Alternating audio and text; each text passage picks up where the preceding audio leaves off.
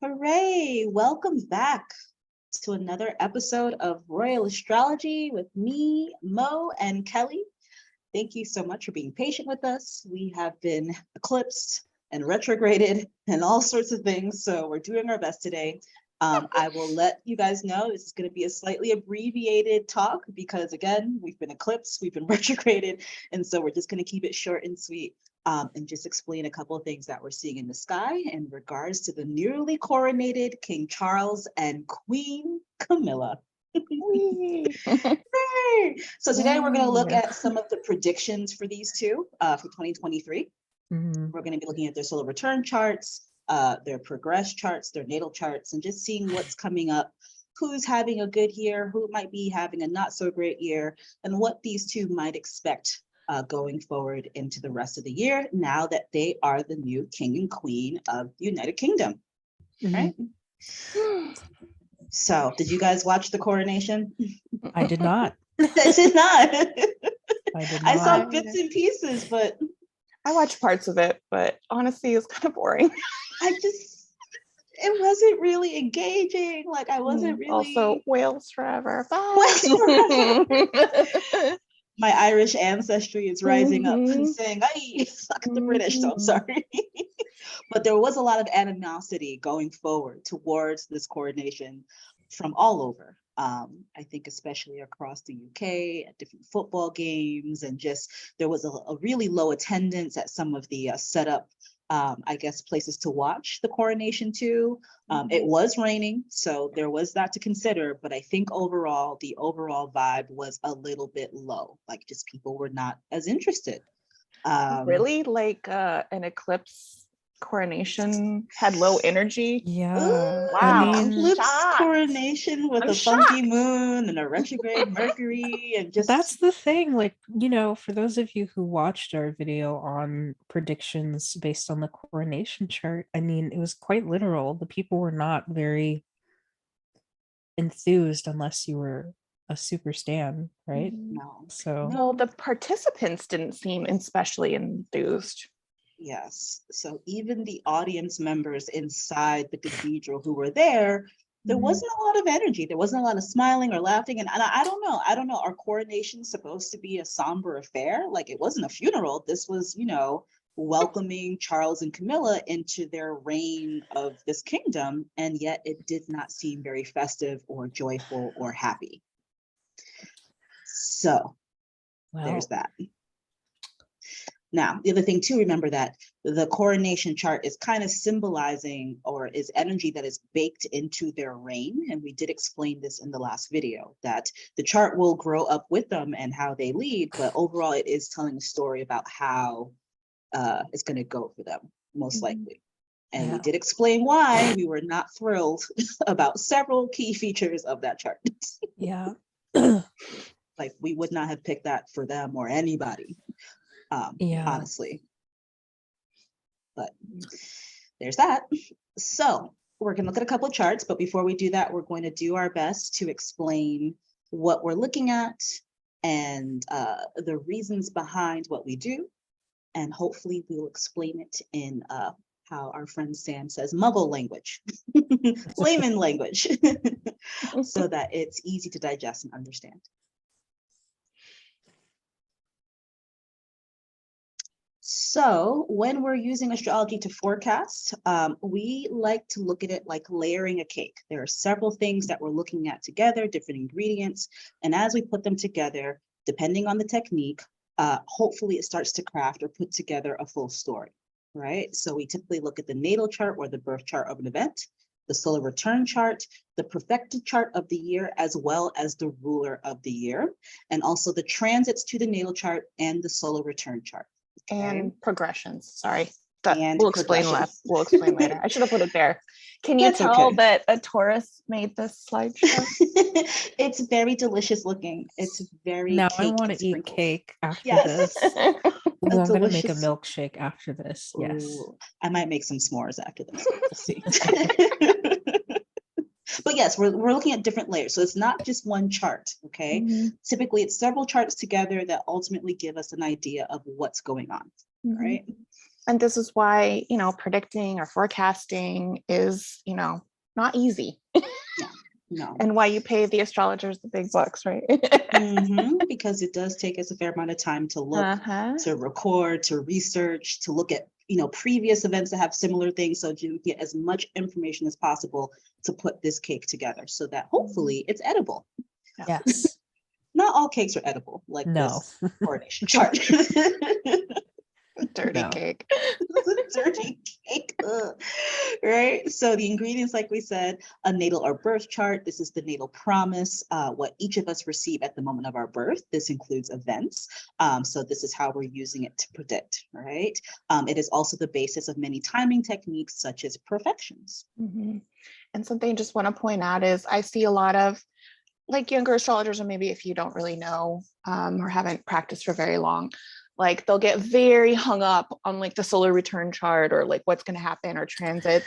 And then they'll be like, oh, I'm going to predict all these things and forget the natal chart. And you're like, wait a second, nothing overrides the natal chart. Like whatever's in the natal chart is always there. And it's always the base layer. And everything that you stack on top of it is just supplementing it, enhancing it, showing you how it's going to unfold, but it doesn't erase it. Yeah, I think that we really have to drive that point home, because a lot of times people get disappointed when certain transits don't pan out for them. And it's like, well, what is this planet doing in your chart? So one example I like to use is that, yes, while Venus is the general significator of relationships and beauty and art, if your chart is not set up to where Venus is saying things about those parts of your chart, Venus might have a lot more to do with other things like work or struggle or other people. Not you, girl. Sorry. Exactly. Sure. Yeah. So just keep that in mind when you're looking at several charts, because I think it's easy to get overwhelmed when you're looking at a natal chart, a solar return chart, a transit chart, blah, blah, blah. And you start like only focusing on one. And the thing is, you always gotta have the natal chart in the back of your mind, like always. Yeah, it is the foundation. And sometimes the foundation isn't strong enough to support something that's happening, like Kelly and Mo said, right? Like your chart may not be set up for great things relating Venus. So even if Venus in the sky or in your solar return or in your progressions is awesome, your chart may not be able to receive that at its maximum. It might get a boost, but it may not have the fortitude to actually, bring it to a full fruition way that you might. Exactly. I mean, even if Venus is doing well in your chart, or like Venus is doing well in the sky, Venus in Libra in the 12th house is going to feel very different from Venus in Libra in the 10th. Let me tell you. Yeah. And that's okay. There's no judgment, right? Everyone is different. Everyone wants different life experiences. So, what you may not have in spades in your chart, you may have it in something else, right? There's no such thing as a terrible or perfect chart. It's just charts, right? Yeah, I think we saw a lot of people doing that when Jupiter went into Pisces recently. And everyone was like, oh, Pisces, Jupiter and Pisces, like everything's going to be so much better. And it wasn't. And people were like, wait a second, why not? And it's like, not everyone has a chart set up to do something with Jupiter and Pisces. Sucks to be everyone else that Jupiter and Pisces slapped. Like, I'm sorry. It was great. But Mo, don't you have a pretty nice Jupiter in your chart? Yeah, and that's my first house. So there you go. Like for me, I have my Jupiter is decent, but for me, Jupiter and Pisces amplified leaks in my apartment because Pisces is my 4th house. So I had a leaking sink, a leaking bathtub, like I had water everywhere. Right? So that's still Jupiter and Pisces, but it expressed itself differently, right? Yeah. Not all of us can have Jupiter and Cancer in the first. So. Right. Not all of us have Jupiter privilege. Jesus. And I'm the Sagittarius here. Can you listen to this? Listen. Anyway, so just letting you guys know, all right? What's next? So solar return chart. Every year, everyone gets a solar return chart at the time when the sun returns back to the exact degree and minute of your birth, right? And that chart starts a brand new year in a way. kind of is a map for the year. All right. And the chart shows the different themes and emphasizes areas of your natal chart that's going to be watched for the year. It's very useful as a comparison piece, but we generally don't use it by itself, right? So because the solar return chart is influencing you. It's not a chart by itself. This is your birthday chart. So it's your birthday map, essentially. Okay. So everything is in relation back to that natal chart. Yeah. And I guess if I could just say one thing would be pay more attention to like when your actual year starts. You know, we all get hung up on January 1st. And I always am like telling my clients, like, your real year starts on your solar return. Like, everything is like set up differently for you. You get a new, you know, Lord of the Year, you get a whole new chart set up. And like, that's when I think people should really start thinking about like, oh, what is this year going to look like for me? You know, instead of January 1st resolutions. I don't know. I would also remind people that not every solar return starts exactly on your birth date. Right. Sometimes it's a day before or a day after. It's all about when the sun gets back home. The exact moment it gets back to that point, then we start the brand new year. Okay. Because sometimes like, no, my birthday's this day. I'm like, yes, I know, but your sun hasn't reached that point that day. Okay. So, but it's still your birthday. Yeah, just think of the solar return as the sort of vehicle by which, you know, certain parts of your natal promise comes alive. And when you're comparing it to your natal chart in terms of, you know, what are the overlays like? You know, where's the ascendant of the return in my natal? Where's the ascendant of my natal in the return? Are there planets coming back to the same sign? You know, are there planets that are making significant aspects between the two charts? Are there certain themes that show up in the same chart? So for example, I did have a client the other day where Venus was returning to like the same house in the chart, even though like the signs were different. And you may find that resonance is really important. And so those are little things to watch for that will really sort of help people animate what a particular year of their life is going to be like. Yep. So I did a little example because it was George Clooney's birthday the other day. So George Clooney and Prince Archie, they share a birthday. I love this. On the left is George Clooney's natal, and then on the right is the solar return for this year. And what's interesting is that, as you can see here, he has the same, you know, ascendant. So that's always, the same angles are always interesting to me to look and see like, oh, okay, like, you know, that's going to feel like a better year for you probably. For sure. You're going to feel like not as lost maybe as you might be. Like I had a year last year where I had it flipped and it was very disorienting. That's this year I'm finishing up now. Okay. Yeah. So is George now in a third house year? He's in a second house year. So he just turned what, 60? It was 1 or 2. I'm all like, oh, I gotta do math. 62, right? Okay, so if he's 62, it's a third house year, right? Correct. Yes, should be. Oh, okay. So then I messed up the so slide later. We'll correct it. That's fine. Let's very, very briefly talk about the Lord of the Year, since we have his chart here. Don't we have a slide on perfections after? Yeah, let me see. Let's do that first. Yeah, see, look, so that people can... I messed it up. No, Mercury retrograde with the North Node, with the Sun, with Uranus. This is what it is, all right? Astrology at work. Somebody double check that he's actually 62, because that'd be hilarious if he wasn't. 62. Okay. He is? Right? It's 2003 minus 2023. Yeah, minus 61. Yeah, he's 62. Okay, so math. Math. I know, and we're all astrologers. It's okay. Let's just pretend, but let's go back to the slide about perfections first, and then we'll come back. Yeah, we want to talk about perfections, and then we can come back. Yeah. Yeah, please, you ladies, one of you explain. I can take this one. So Sure. annual perfections is a wonderful predictive technique that, advances your age across the houses of your chart. So this is fun because when you're born, you're essentially in that first house or first sign year, right? So we use whole sign houses. So signs and houses, same thing, but if you're using quadrant, right? Perfections becomes a sign-based technique. So there isn't this thing where, I have an intersection, I get 2 of a particular sign year. No, it's 1 sign every year. The ascendant and technically any other planet or point. Just think of the whole chart is rotating 1 sign every year. So when you're born, you're in that first house year. When you turn 1 years old, everything moves to the next sign. When you turn 2, everything goes to the sign after that, and so on and so forth. As you'll notice, there's only 12 signs and 12 whole sign houses, right? If you're using whole sign. So you'll notice that with perfections, they repeat in 12-year cycles. And so this becomes a great technique to use because for any given year, you can look back 12 years and see if there are certain themes that come up.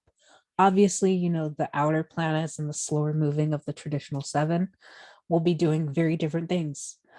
And so you might not have the exact same experience, but you may find that similar themes do come up, and that can give you a sort of heads up in terms of what to think about.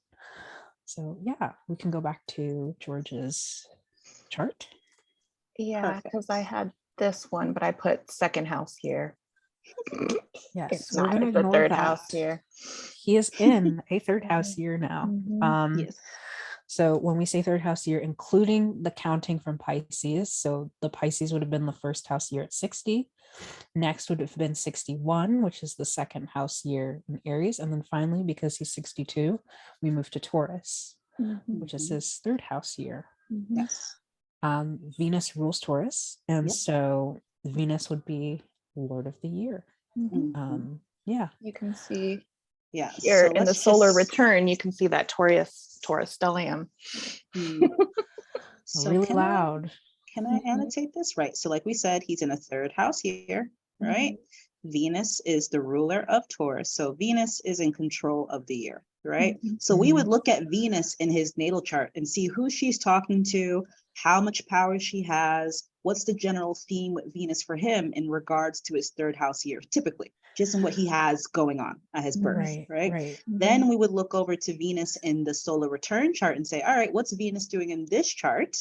Right? Do they communicate between the two charts? But this is getting more complicated, yada, yada, yada. But we want to know the state of Venus in this chart and how much power, is she giving extra strength? Is she weaker? Who is she talking to? What house is she in? Because this is going to give us a lot of information of what the year is going to bring forth, right?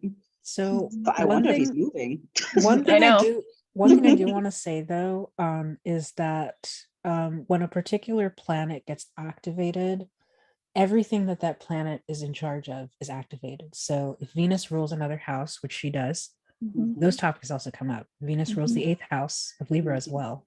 So you may find that both 8th house and 3rd house things become relevant.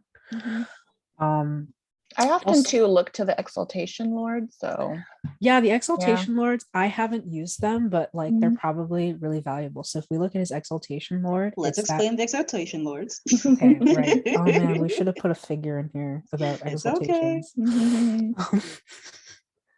Oh God. Maybe next time. Maybe that should be a separate conversation. Yeah, we can talk about that. We That's could like just a whole say, different thing. Like you could talk about that forever. Say that the exaltation lord of Taurus is the moon, right? Okay. The moon, because the moon is exalted in Taurus. The moon is exalted in Taurus, right? So the moon is in Capricorn in the 11th. Yes. So you may find that also the moon may also have some subtle things that are relevant for the year. Also, like, again, like depending on which traditions you're pulling from, you can also look at the planets inside of Taurus because those also get activated as well. But we're getting a little complex. So the sun and Mercury are also quite loud because they are in Taurus. So yeah, I think we'll be hearing a lot more from him this year. Yeah. Oh yeah, we will. In the And we third, with say like that because tabloids, Mhm, magazines being mhm, published, the internet, all those mhm. kinds of things are being activated. Yeah. But So, also the third house has connotations around the neighborhood that you're in, possibly. mhm, And since Venus is next door in the sign of Gemini in the fourth mhm. house, maybe there can be a purchase of a home or a move going on. Yeah. Listen, what you Possibly. just said, doubly so because the ruler of the fourth in both charts is Is activated. in It's the third. returning to its sign. Yeah, Mhm, Mhm. totally. mhm. Might be some Moving. new property. New Okay. property. Now, will it be good property? We don't know. We don't know. We don't know. We'd have to do some more digging. Yeah. All right, so that gives you an idea of what we're talking about with perfections and the lore of the year. Also Yeah. remember, because Venus is in control of George for this year, anything that Venus does this year, he's going to feel intensely. So Yeah. what we know about this year is that Venus is going retrograde in the sign of Leo. Leo. Mhm, So that means that George is going to be feeling that retrograde acutely this year. mhm, Right? Yep. That might be health related stuff for him because that's his sixth house. It could be Mhm. work related stuff as well. A lot of stuff be coming through there for him. mhm. And Or the ruler of his- employees, stuff like that, maybe. Boys, and the Yeah. interesting thing is that the ruler of his sixth house is the sun back in that third house Back in in there. Taurus. Man, could he be more Taurus this year? And Peak Uranus is Taurus. there, so there might be some unexpected changes. It's an Mhm. eclipse chart as well, so we Mhm. might be hearing quite a bit about George in the coming year Mhm. going forward. Oh Yeah. yeah, a fascinating case study, Mhm. truly. So hopefully Anyway. that illustrates like how you apply those techniques, Mhm. across charts. And that's And one what layer we're of the doing. cake. That's it. Like that's one thing going on. Yeah, that's crazy, right? Mhm. So Right. Okay. So Yay. And then we're almost done. progressions and transits, right? So progressions are a timing technique where we move the chart one day for each year of a person's life. So we've done this a couple of times in the videos that we've done before, but now that George is 62 years old, his sun has progressed 62 degrees forward in his chart, in his progress chart, right? The other planets may not move that quickly. Some might retrograde, some might, stand still for a while. It all depends. Transits are ongoing motions of the planets right now in the sky as we're talking, all right? So they're always acting upon us. So once we've considered the solar return chart and the perfections, then we start adding in transits, and then we might also add in some progressions, and that might finally give us an overall idea of what might happen for the year for somebody. Maybe, because not all prediction work is 100%, right? Because at the end of the day, everyone has free will. So you can always decide not to go along with the chart, but that's up to you. Yeah. So great putting it all together, Kelly. Would you like to finish us off? So yeah, constructing the prediction is basically, step one. Always just remember, the bottom layer of the cake, the structure of the cake is the foundation for the prediction. Nothing will happen, that isn't already in the natal promise. And then step two, usually I would start looking at the solar return chart and then do the side by side and look at it and be like, okay, what's the same? What's different? What planet is, speaking to me and like saying like, oh, I'm emphasized in this chart, it's not this one, or what's the same. Like if I see the same ascendant like we did in George Clooney's chart, I'd be like, oh, that's interesting. Like I need to keep that in mind, for this next year for the client. Then step three, start thinking about, okay, who's the big boss of the chart for the year? So who's the perfected ruler of this chart? What house are they in? So what themes am I starting to think about? I find perfections really helpful for themes of the year of like, okay, like, what are we talking about this year? If we're talking about 10th house, I'm like, automatically thinking like, okay, so how are other people going to perceive them at, career, or the things that they're really interested in doing, or their reputation, things like that. So that's really helpful for like, okay, I know what planets are talking to each other. I know what the differences and the similarities are. Okay, now the themes of the year start to emerge. And then step four, you can look at the progression. So you can start seeing like, okay, if a client's having a huge, change where the sun's changing, signs, then you can be like, oh, wow, like this is going to be a big year for you. So that's really helpful.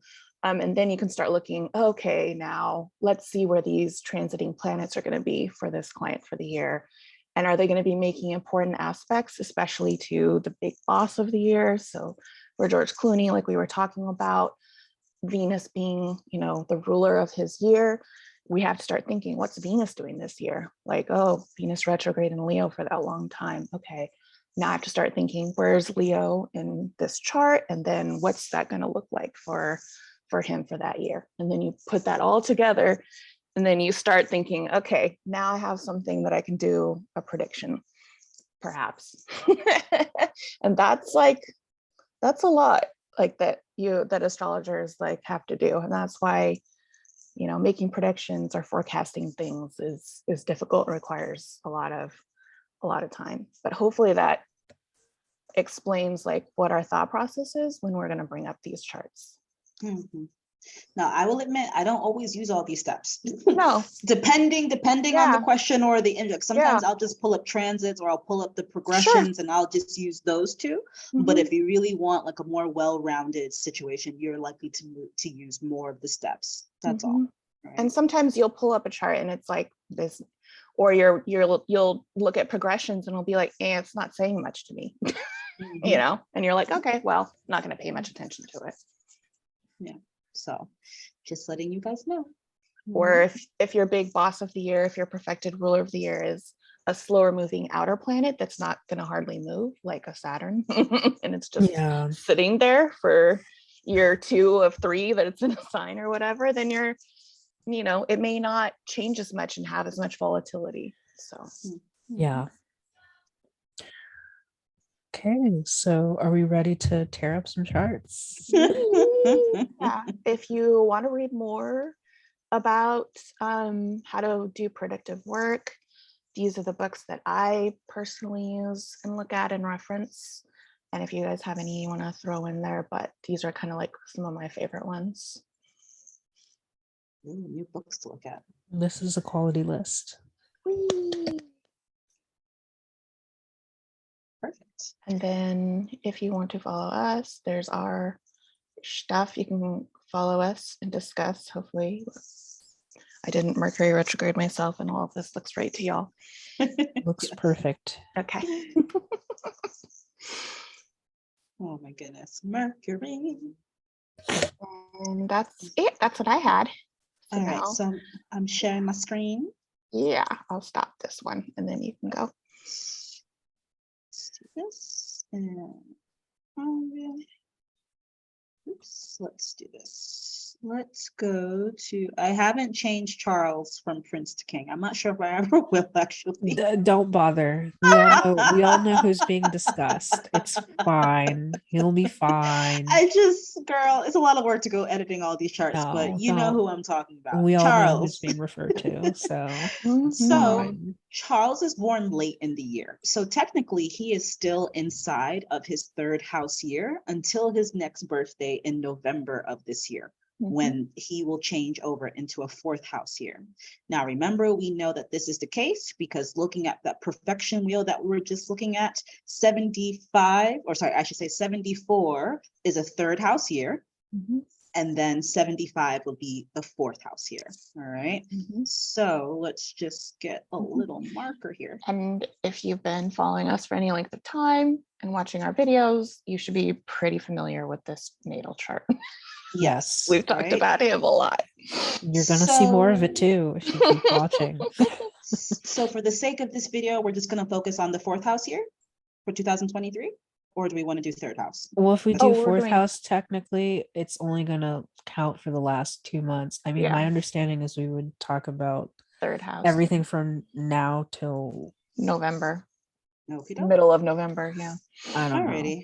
So I'll pull up that chart too. But for the sake of the 3rd house year, his 3rd house is Venus, right? Because Libra is on the cusp.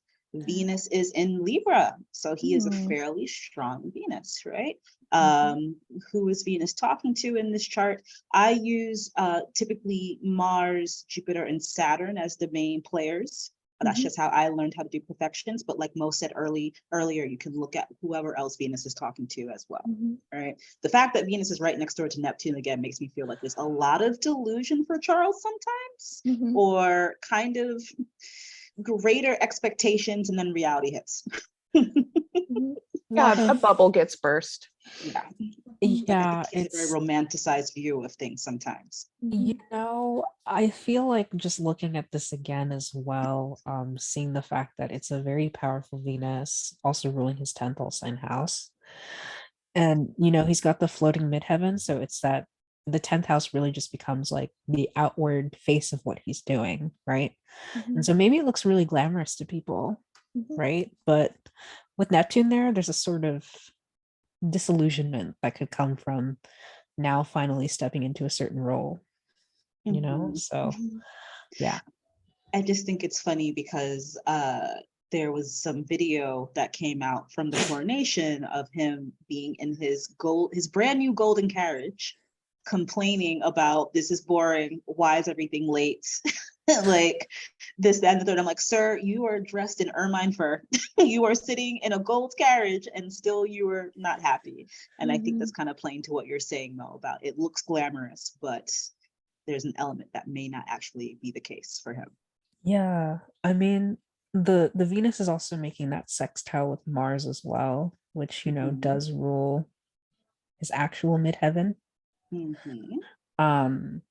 which is in the 9th. So I don't know. I wonder if like maybe on the one hand, there's some opportunity for him to wield a little more political influence, which is interesting because I feel like in the months leading up to the coronation, we've seen evidence of Charles doing a lot more symbolic but overtly political acts. Like I remember he met with Ursula von der Leyen and someone else from the EU Commission when they came to visit and, you know, work out the details of the Northern Ireland deal between the EU and the UK following Brexit.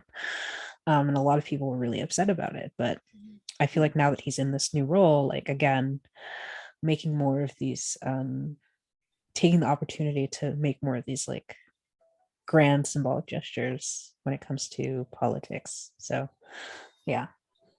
Interesting. Anything else you want to add about Venus in this chart? It's just interesting that, yeah, when we look at that, you know, I think it's also, he can't escape his mother's legacy since she is that Taurus moon. So that even when he's stepping into this new role or whatever, that all other people can see is like, you know, oh, your mom's kind of kid kind of thing. Because remember, the moon in Taurus is ruled by this Venus. The Venus, right? yeah. So he can't escape it. I guess there's always going to be comparison between him and Elizabeth.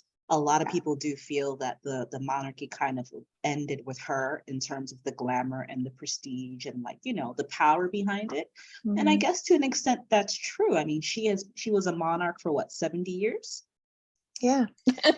I guess the British Empire definitely contracted in terms of its influence over those 70 years. And she did a lot of work around, I guess, keeping some of the respect as much as you could around that. I don't know, like, because at the end of the day, we have to remember the British Empire is still a very brutal empire, right? Colonization is not pretty. It's a lot of violence and blood and theft. So there's a lot of that conversation coming up. But I think because Elizabeth was who she was, people kind of went along with it to an extent. Charles, I don't think is getting that much grace and favor at all. No, it's a different time, and he can't really get rid of that legacy. Like it's stuck to him, that Taurus moon. Like right at the top of his chart, and it's all people see when they look at him. So well, you know, things are things. You're born a prince, but everyone might dislike you. Okay, well, you know, we work with that. All right. I'm gonna have to pull up a different chart really quickly, so give me a second. Okay. Give me a second, because I pulled up the. You pulled up the 4th house of your chart. Yeah, too much of that is active next year, so all right, and we'll do his natal. You guys will have to stay tuned in like 6 months when we do We those actually try to predictions. figure it out. Yeah. Yes. Alrighty, so now this is his solar return chart for this year, and that started at his birthday at the end of 2022. Okay, so what we want to do is look at where Venus is in this chart. And Venus is in Scorpio, right? So this might be a little bit of a step down in power for Venus for him this year. Because remember, he was born with Venus in Libra, where she does pretty well. I Venus mean, in Scorpio. listen, so yes, Venus is in detriment in Scorpio, but she's got a lot working for her. This Venus is one in the house where she rejoices. So there's a lot of resonance between the significations of Venus in the fifth house. Venus is also being mitigated by a trine to Jupiter. And that's a very happy Jupiter on the midheaven there. And so I feel like, while this might be a year where he may have felt like a fish out of water, and maybe there's a lot more public scrutiny into, his affairs and whatnot, and who he's being buddy with, and this, that, and the third. I do feel like ultimately it does benefit Charles in the sense that, it speaks to the fact that there's like an elevation in status on his behalf.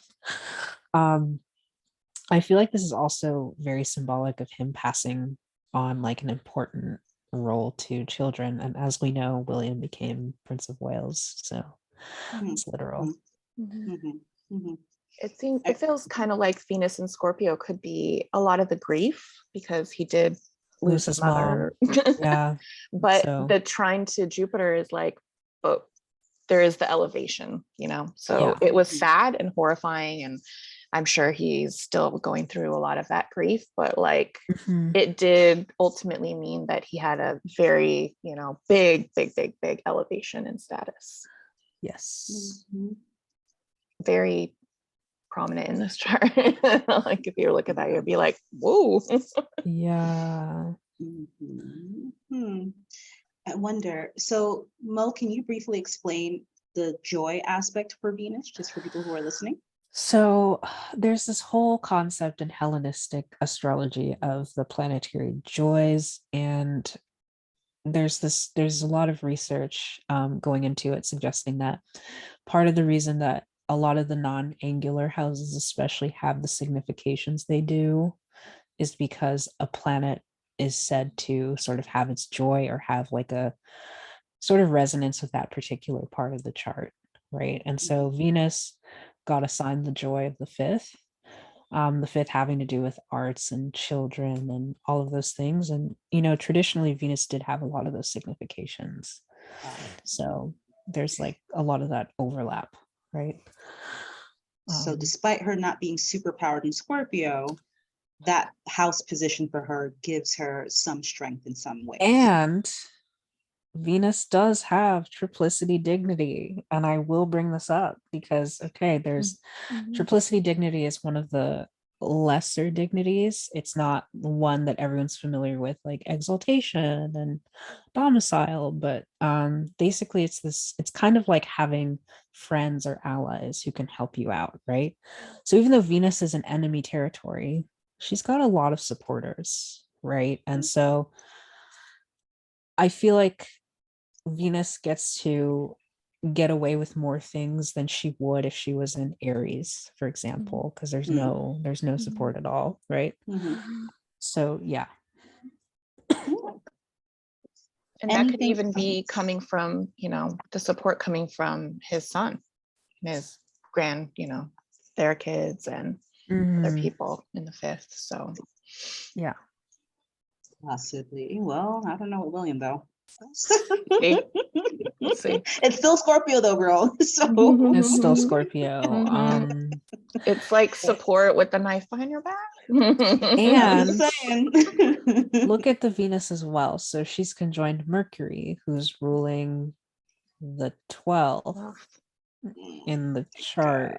Where Mars likes to hang, where Mars is hanging out. It's not it's not, it's just hidden enemies all in Mhm. your stuff, right? Yeah. Yeah, and siblings too. So the third house too. Mhm. So this could also be blood relatives. So Mhm. siblings, blood relatives, neighbors, you know, the press as well, I Mhm. think to a lesser degree. Mhm. Yeah. So there could be a lot of people being like, Mhm. We're gonna prop you up with conditions, Right. and we have all of your dirty laundry. Right. It's And blackmail. because Yeah. Mars is in the sign of Gemini, it's usually using words or ideas to kind of Mhm. to fight in some ways. Mhm. So Charles has to be very careful about who he's talking to. Like today, again, I'm thinking about that carriage scene, people using lip reading as a way to be like, oh, look at him. He's saying he's Mhm. bored, this and the other, like using his words kind of against him. Mhm. Yeah. Right? Um, I mean, looking at the chart itself, it's interesting that the ascendant is in Cancer. This does fall into his 12th house. Mhm. Mm, Again, lots of dealing with hidden enemies and things behind the scenes, maybe even becoming like a sort of cog in a larger machine, right? There's sort of this removal of agency and identity that comes in the 12th. It's funny because the moon is in the second house Mhm. in the return chart. So like I think that his focus is again on this change in status and his domain in terms of responsibility, the things he has ownership of. That moon is sitting on his natal ascendant, right? Mhm. So again, really just pointing to this change in status that might be sort of having him beholden to larger forces beyond his control. I mean, that's what happens when you become a figurehead of the state, right? I guess. mhm. So, yeah. Hmm. Very interesting. Because before, it's interesting now that he's the king, they can't really fall back on, well, the queen said, right? Now it's king said. So even if he didn't say it, a lot of things can be thrown at his feet as him being the one responsible for things. Right. Or he's just going to become a meat suit for the men in gray suits running the show. That too. So this is a mixed bag. A lot of power, a lot of influence, but there could be some things that Charles doesn't really care for at the same time. Mhm. Right. And the moon here is, lost a lot of dignity because he natally has the moon in the 10th in Taurus. Now the And moon in now Taurus is super, has a lot of supercharged. strength. Yeah. Yeah. Mhm. So I'm wondering if the moon in Leo, maybe there's going to be more sensitivity about how he's perceived, right? There might be situations maybe where he's more reactive or sensitive in public, maybe.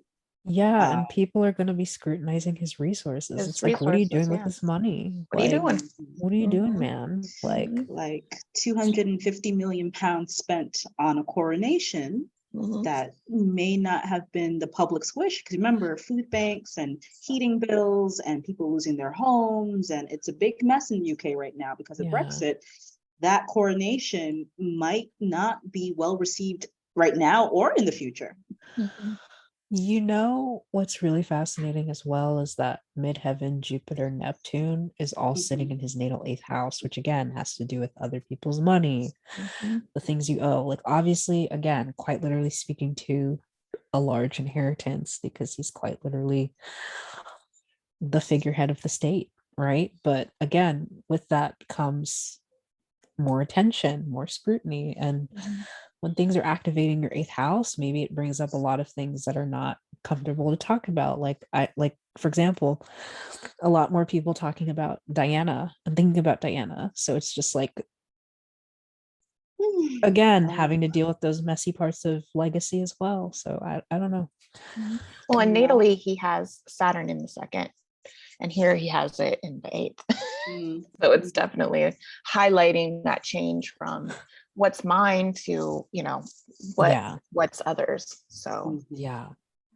What's ours, sort of, Mhm. but especially when the Mhm. ours is that Saturn Aquarius talking about the collective community, Mhm. and we're like, I don't know if I want to spend our money like Squaring that. the sun, which, okay, one thing I want to tell people is that when planets move into different places in your solar return, they still carry the same meanings they have in your natal chart. Okay.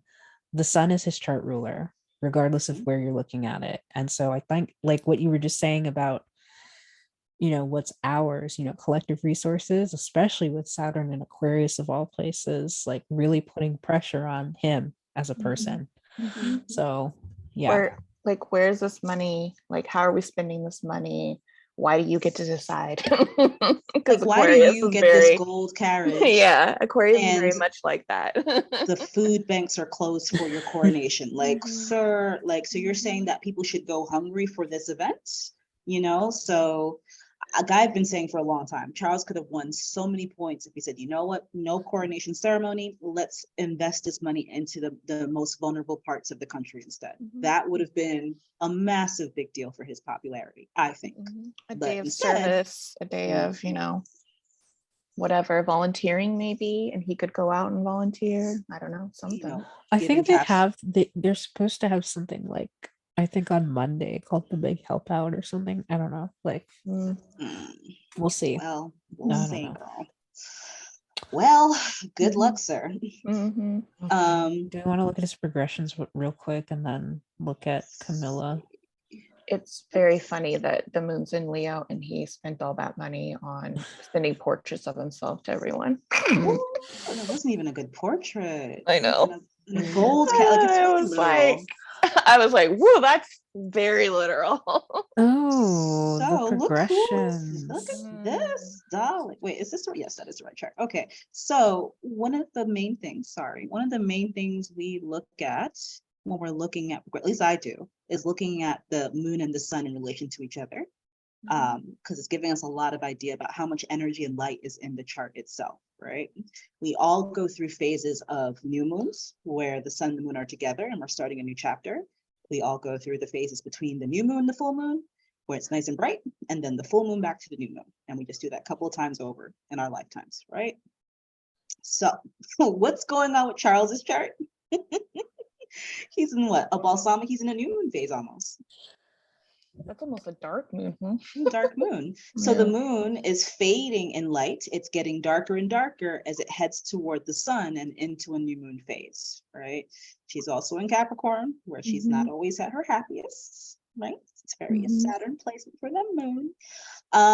But yeah, this is not a ton of energy. So if I was becoming queen with this in my chart, I'd be a little bit upset. I'd be like, where's the juice, baby? Where's the juice? So the fact he's like, it's boring. It's just It's very boring. And it's very like beautiful. Yeah. I have to do this. All right. This is what's the expected Saturn of me. rising and then all those planets in Saturn. It's like, okay, guess I gotta do this. Guess I got it. And look, even the angles are at the last degree, right? Ugh. So this is definitely like endings in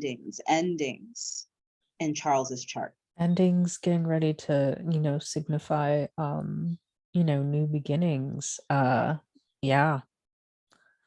Like not quite. So usually when I see clients and they're in this phase of a chart with the sun and the moon, I'm saying clean out your closets, start letting things go, check the foundations of your life. There are things about your life right now that can't come forward with you into the future, right? And if you're having issues, this is where you have to start looking and addressing things. I do have a question. Do you know when the moon is, because the moon is literally about to change signs, and when anything is ingressing or stationing, it's a big deal. So you want to see when that happens exactly? Because that's happening really soon. And the moon's under intense pressure. It's at the bendings. Yeah. Ooh, between the nodes. Okay, so let's take a look at when the moon moves into Aquarius. That's like that's a stressed moon. Oh my god, that's in like 2 weeks. Let's see. That's in 2 weeks. That's my birthday. Yeah. May 9th. Oh, is that Harry and Meghan's anniversary? Yeah. It is. So the moon's moving in 2 weeks, and then let's see when she gets to new moon status. New phase. Let's see. Let's go, baby. Move, moon, move. Oh, there we go. Hold on. Oh, that's early. That's early next year. Early 2024. That's early next year. Do you guys, what do you consider exactly new? Like the degree before, or when the moon is on the other side of the moon, of the sun? I consider it new when they're partile. Like like same like degree, degree. and yeah. Exact minute. Okay. So February 5th, 2024 Yeah, close is enough. when we I have his mean, new moon. Mhm. That's early next year, and he'll have a completely different time lord by then, but you know. Mhm. But we're already seeing the lay of the land for Charles. So we know that right now there's not a ton of energy for him. We know that this is a cleaning out phase. We know that, you know, the moon's at the bendings. So this is Mhm. kind of like a faded make or break decision that he needs to Yeah. make around some of the lunar themes in his life. Mhm. The moon in his natal chart is in control of his 12th house, right? Right. Yeah. So You know what, I do find it helpful, like I know, like, so when I was reading Bernadette Brady's book on like the progressions, so like Mhm. the configurations in the progress chart kind of describe like the internal like landscape, whereas Mhm. the ones that are happening describe like the external events. Like, so for example, that new moon is in the 6th house in there, so like I think that there might be some concerns that he may be having about health, right? Mhm. And things like that. Mhm. Because it's in the 7th house though, it's going to be interesting to see like how that's going to play out in terms of his relationships. I think a lot about what's going on with, you know, him and Camilla. Like, Mhm. if there are things going on with his health, like there may be certain things that he needs to do to make sure that, you know, her sort of status is protected. Because I know that while the media has been pushing, you know, Queen Camilla, right? She's still someone who married into the royal family, right? And she's still someone who some people might not be really ready to accept. And, you know, if he is having health issues, right? And, you know, because I know like people, okay, not to be, you know, paranoid or anything, but, you know, he's older, right? It's not like his mother who was coronated when she was pretty young, right? Yeah. He's an older guy. And let's be real, like, you know, hopefully he has, you know, some years ahead of him, but he's older, right? And, Mhm. you know, I'd imagine that there's still some stress that comes with the role. Mhm. He's not a person in his 40s like his son. Mhm. He's like pushing 80 at this point. And I think that, you know, there need to be some important conversations about what's going to happen, and, you know, who's going to take care of Camilla and things like that that might be playing in his mind, right? Mhm. So that's just food for thought. Mhm. Also, we're seeing another testimony to the 6th house, because we were looking at Venus as his time lord, and Venus having in Leo in that retrograde period, you know. Mhm. So heart things having to do with blood circulation, stuff like that might be coming up for him. Are- So that's the kind of thing you look for when you're predicting, is like multiple evidences. Yeah. Are you also saying that, Kelly, because Venus will be retrograding through his 1st house? Oh no, just Okay. was it the solar return where it was Leo Was it a in his 6th house? 6th? Mhm. No, I think Okay. we're mixing up him and George Clooney. I think Oh, we Okay. are. But Okay. you That's know, funny. the Leo stuff tracks because, you know, there's other stuff, but that's not this year. That's 2024. Mhm. That's 2024. Like Okay. Yeah, where Leo So, stuff might be coming up for him. Yeah. but we're Mars getting an retrograde on the idea ascendant. Mhm. that, Mars you know, retrograde on the overall, ascendant. Charles has a little bit of an uphill battle to deal Mhm. with, especially if he thinks he's going to be getting out the gate running and doing all this Oh, stuff. His you know what else? progressions. You know what else? 6th house is enemies. Mhm. Hmm. And this But could also be employees too who are enemies, right? Mhm. yes. Yeah. Yes. Mhm. So there you go. Mhm. And Saturn will still be in Aquarius, right? No, Saturn will be in Pisces. Oh, sorry, Pisces. Pisces, my bad. Right? Mhm. But they could be, I would think they're going to be the issue, the relationship issue, most likely. Mhm. Interesting. And remember, the 7th house has connotations around open enemies as well. Oh, litigation. That's another thing I can think of as well. Mhm. Mhm. Yeah. So we shall see. We're not trying to be overly negative, but this is the stuff that we're looking at in the layer cake, right? Mhm. So this is not exactly the most robust or, you know, quote Mhm. unquote, positive for a new king. He has some challenges out the gate starting out. All right. Yeah, Let's there's like stumbling blocks getting out of this the right way.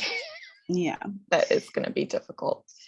And he may not have the people on his side who want him to do well. Like, remember, there's some underlying tension at home with blood relatives, his kids, his siblings, everyone. Remember, this is like the succession, right? This is the royal family. Sometimes I think we forget that traditionally the royal family is treacherous. It's a history of treachery. Everywhere. I mean, back in the day, they wouldn't be fighting in the press. They'd be fighting in real life. Fighting in the streets, girl. Be like, to what? Like, bring me his head on a platter. Like, this is the kind of energy. Now it's a little bit more sedate and, dignified, or more, sociable, I guess. Or is it? I mean, it's still pretty dirty though, right? But it's a different way of fighting. So just keep that in mind. All right, let's and also the state of the country is not great for him to be starting out this kind of thing. Like, Britain's struggling, so so there's lots of potential enemies going on for him. Miss Cam, so Miss Camilla currently is 75, so that would put her in what, fourth house? Wait. No, I think we should do the year that's coming up right now, because she's switching in like 2 months. Yeah, we'll do that. So right now, Camilla's 75, but come July, she's going to be moving into 76, and that will be a 5th house year, correct? Yes. So the Lord of the year for her come July is Jupiter. So, right? So Jupiter in her chart is in Scorpio. Jupiter, what is Jupiter doing in this chart? And she moved. She moved into the digs have been upgraded, girl. Oh, Jupiter also rules the 8th house, guys. And the 8th house, right? And she got more money, and she got money for her kids too. Ooh, that brings in the 4th, that brings the 5th and the 8th in. The kids got some upgrades as well, right? Titles and status and money, positions in the coronation, the grant, like, girl.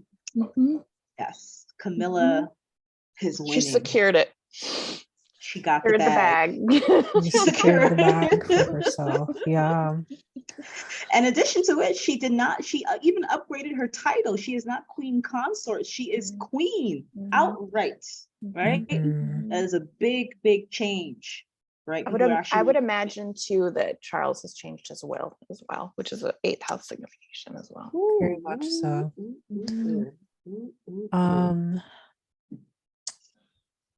Yeah, it's a lot. There's a lot happening with Miss Camilla. Right. The only thing for me is that even though it's like not a tight aspect, Jupiter is co-present with the South Node, so that's interesting to think about. Like, I wonder what that's going to mean for her in terms of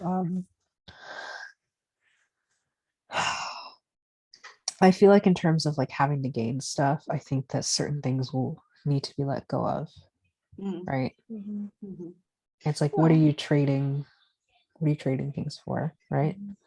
I think similar to Charles, like, things are going to land at her feet directly. Right? Like, those two, like, you're the heads of everything, so it's not just, oh, that was someone else or the queen did it. No, you're the queen.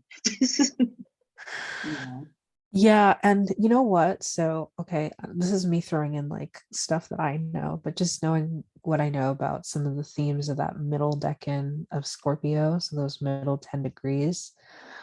Yes, Jupiter is doing pretty well there, and like there's this, I feel like it speaks to her like marrying into this family. And for those of you who don't know a lot about her ancestors, I think one of her great grandmothers was like basically the side piece for one of Charles's ancestors, and it feels like, the circle is kind of closed now. It's like, okay, now I actually got to marry the king instead of just being like the mistress. The mistress becomes queen, finally. So I do wonder what this means for, securing the legacy of her children. Like, I do feel like there's a lot of stuff going on behind the scenes in terms of securing like some kind of inheritance or something for her kids that seems to be implied, right? Yeah. I think it's really interesting that this year, since Jupiter is her lord, come from the summertime at her birthday, you know, that with Jupiter moving into Taurus and into that 10th house for her, right? With the node as well. So I think that's backing what you're saying, Mo, about the status and the lifting up of her and her children and receiving more gains. Because I think especially with Jupiter and Taurus, that materialistic slant to it, you know, are they receiving lands? Are they receiving cash? Like all of that, I think might be coming with this Jupiter year for her. Yeah, do you think her children might get titles or something? I wonder. Yeah, something like that. Maybe. I wouldn't be surprised if they got like peerages and this, that, and the third, and or a marriage to get a peerage. They were all on the balcony and stuff, so it's just like whatever, you know. All right.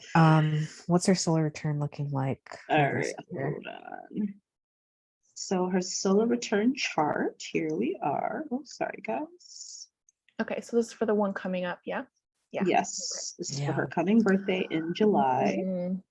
So we have Jupiter is in Taurus, in the 7th house, yeah. 7th house. So the spouse gave her an upgrade. Yeah, quite literally. Yeah. Saturn is in the 5th, though, interestingly. I mean, just looking at where the ascendant is in Scorpio is what, her 4th? I do feel like the 4th house doesn't get enough credit when it comes to establishing like legacy type things. I do feel like there's going to be a focus on really establishing ones like lineage and what have you in a more legitimate way. And just looking at where Mars is in the chart, it's in the 11th. So the 11th really wants to have those sorts of networks. It wants to have this sort of wish fulfillment type going on because, you know, that's a very 11th house signification. You know, it's trine Jupiter as well, the Mars. So I do think that there may be some backing coming from spouse. So she's gonna go after it. Like she's gonna push him for what she can get. And for her kids. I mean, I wonder though if there'll be pushback too, because we still have Pluto in the bends and it is opposite to her sun, right? It's a little bit loose, but it's there. And Saturn's in the 5th, so it'll be delayed or something. There might be some pushback for people saying like, nah, wait a minute, you know, like, you know, especially what we know about the public mood between the two of them. And, you know, even though Camilla's winning a lot materially, reputation wise, I'm not sure if she is well positioned, right? Because Diana still looms really large over these two, okay? Especially since her story has been brought back in the recent months via The Crown and this, that, and the other. The newer generation and the older generation are getting a refresher on how these two really behaved to get to this point, okay? So even though there's a lot of power and wealth involved, the thing that they think they need most is the public acceptance, which they may not get. And that's that Mars. I mean, that's seen as a pushy, grifting, grasping Mars, right? Where you're just like, how much does this, you know, lady want to take? Like you're seen as like asking for quite a lot, you know, from other people. And getting it when other people can't get food, right? So, and then you have Diana's spirit and her ghost, who was this very quote unquote benevolent and giving and charity based, and you know, it's kind of a thing, you know. So either they're going to step up their game and really push to change their image, or they're going to get a lot of pushback that makes this difficult. I think personally. Where it's just like, yeah, you have all that, but we still don't like you, girl. Like, not my king, not my queen, right? So, do we want to look at her progressions real quick? Yeah, let's do that. Alrighty. So, Camilla, darling, she's at a full moon phase. Isn't that interesting? So that's interesting. So her spouse is at the new moon. not is waning, and she's like coming into it. She's like, look at me. So Camilla, not too long ago, maybe about 9 months ago, roughly, give or take, she just had a full moon. But which would make typically- sense because that Yeah. was around the time Queen Elizabeth would have passed. Got it. And just before that, she made her say, she put that proclamation out, Queen Elizabeth did, saying, I want Camilla to be known as queen when I die. Yeah. Yeah. So you can already see the differences between these two in terms of their energy. Now, sometimes I think that's gonna be a little bit problematic, where one spouse is on a upswing and the other spouse is on a downswing. We already know Charles doesn't handle that well. Charles and Diana. We already have the blueprint for how he reacts when a spouse outshines him. Do you guys, I see another thing about to happen. I think two things. One, it looks like Mercury is probably going to go retrograde. And then two, it looks like Mars is going to change signs as well. Wait, are you seeing more anoretic more degrees? anoretic? Yeah. It's So like, okay. Yeah. Oh, Mo, did you freeze? I think Mo froze. Mo froze. No. But when things are at the last degree of a sign, things can be a Is little bit Mercury going to unstable. go retrograde, or is it going to change signs? Because that's kind of Okay, hold on. Am I back? Yes. Oh, you're wait. back Yeah, now. you're back, but you cut out. So we missed the first part. say that, a lot of that anoretic stuff, it's like, okay, is Mercury going to go retrograde, or is it going to change signs first? Let's do months. Hold up. Let's look at Mercury first. He's going to change signs. Okay. But then then go into her fourth. Will go retrograde though, because it's getting pretty far It's from getting the sun. from the sun. It'll eventually retrograde back. Yeah. Do we want to look at when it goes retrograde? I Exactly. kind of do, because it looks like it's gonna go. It's pretty far. Okay, it's not for a couple of years, but it's coming. Okay. All right, so we're gonna have to check on that, but let's look at Mars. Okay. Mars is gonna move first. Mars will move first. Okay, so Mars is gonna move in June of this year. Oh, okay. Interesting. That's in her first house. Ooh. So are we gonna be seeing more Camilla using her power? Yeah. And being like, I'm queen. She is.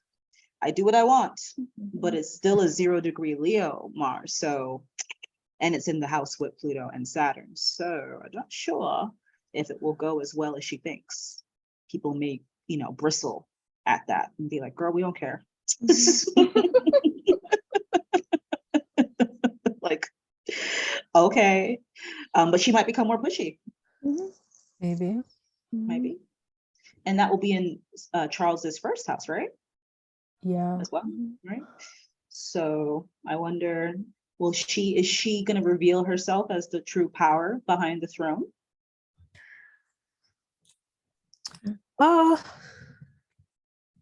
Maybe. I mean, yeah, probably. I mean, Mars also rules her 9th house in midheaven as well. So it's interesting because that Mercury is going to move into Scorpio and be ruled by that Mars, right? Yeah.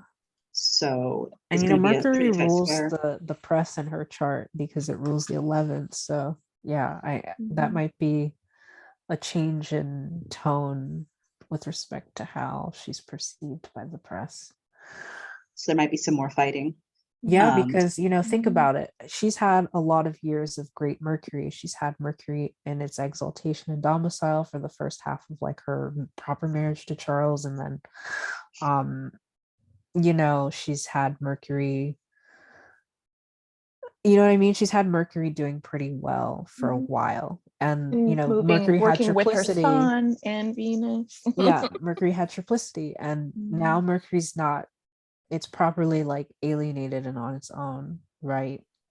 So I don't know how much longer she's going to enjoy the favor of the press, if that makes sense. Yeah. Well, this is what happens when you pick an eclipse for a coronation date. Not really. Like, these charts are already happening, right? So this is going to happen regardless of the coronation. But I don't think the coronation chart supports or helps, right? No. Which is a thing. You know, I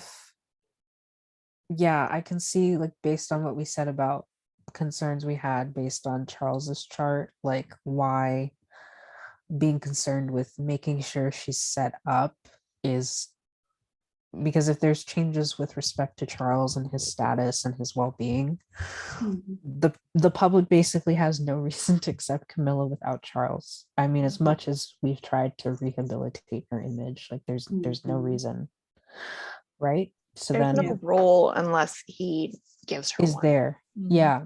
And so if he's like, something's not okay with him, what does it mean for her?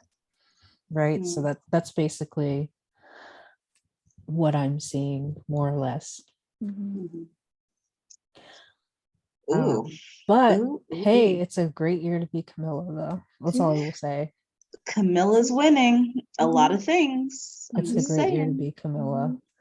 She's pretty content for now, but things are going to pick up in friction for her as some of these planets start moving around.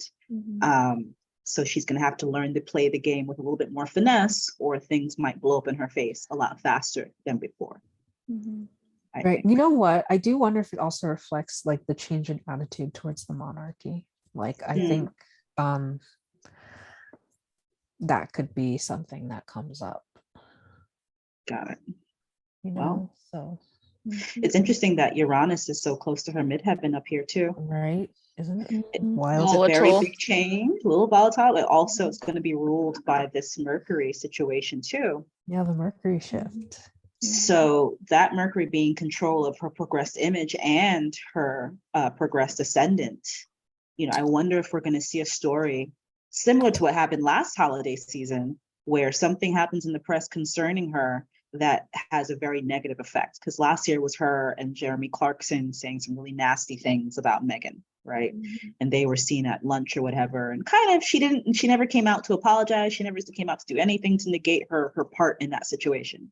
I wonder if something similar might happen this year, where it doesn't blow over the same way and it sticks to her. Because remember, Scorpio and Leo, those are fixed signs, right? So it's not as flexible or as moving as cardinal or mutable energy.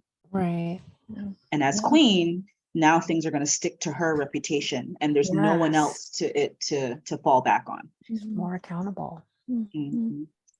So, and she doesn't really work with that as much. She's such a Cancer person. So cardinal. So yeah. Anything else, ladies? Who else we have to look at? No, like I think we've covered our two new heads of the British royal family, I guess. Good luck, kids. You know, as Americans, you know, we wish you luck. You know, we have our own kettle of fish over this side. We have our own disaster, so okay? I think we are not looking down at you. We're just like, this is an interesting place to be, like, to look at. You know, we're both in it and desperately trying to win. I mean, so we'll see if the Tories can hold on to power, because it's looking like they're not going to. So crossing my fingers. But our two countries are very linked. They're mirroring each other. Yeah. And even though the Tories might lose power, I can't say that the Labour head is particularly on the Labour side.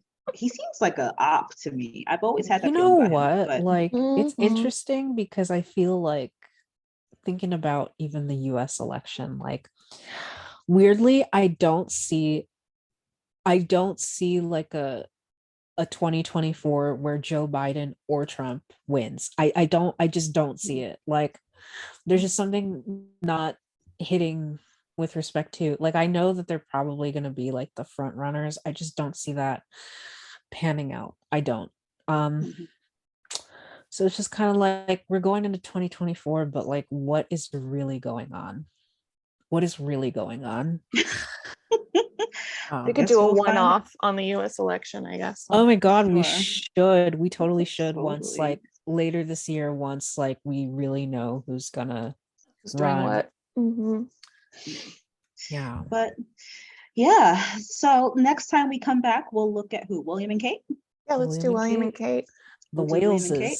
Waleses. The Wales, yes, the Waleses. Yes, the Waleses who the Welsh people don't particularly care for. Wales forever. Wales forever. Yay. Aren't they also the Cambridges and the Cornwalls or whatever the hell? Like, Girl, yeah. we'll see what's going on with them, because there's been a lot of twittering and fluttering around Kate, Rose, and William again. Again. And this time it may not go away, because Megan was like, no, I'm gonna stay my behind in California and y'all handle this. So you can't use me as a scapegoat this time. And so there's no one to shield them. I'm just saying, So- Taurus is a great time to put up your boundaries. Sure is. If you need to put some up, Taurus Mhm. season's a great time. So we'll look at them, and then after that, we'll probably look at the Sussexes and see what's going on with them. And then, yeah, that's Maybe pretty we'll much. throw in, Andrew at the end or something and see what's going on with him. Yeah. Yeah. Now that he's seemingly back in the folds. And again, another thing that is not. I going like how away. we totally, completely ignore Edward and Sophie. I don't think we've talked about them once. I mean, I mean, what is there to say? I don't know. say, especially with Sophie. I just think Edward it's doesn't really funny. seem Okay, well, Sophie wants something, but I don't think they're ever going to give it to her. But we can look at her chart and we can see. No, I'm not saying we have to. I'm just saying I think it's hilarious that nobody talks about them, and neither do we. we won't, because I don't see the point. So there we go. Thank you again for listening. Of course, we had a great time as always. Please comment, like, subscribe, leave us questions and comments, what you want us to talk about next. What do you think about these charts? If you have any astrological insights, please add them to the comments. And yeah, thank you again. And we'll see you guys soon. Happy Bye, coronation. Happy eclipse. I guess.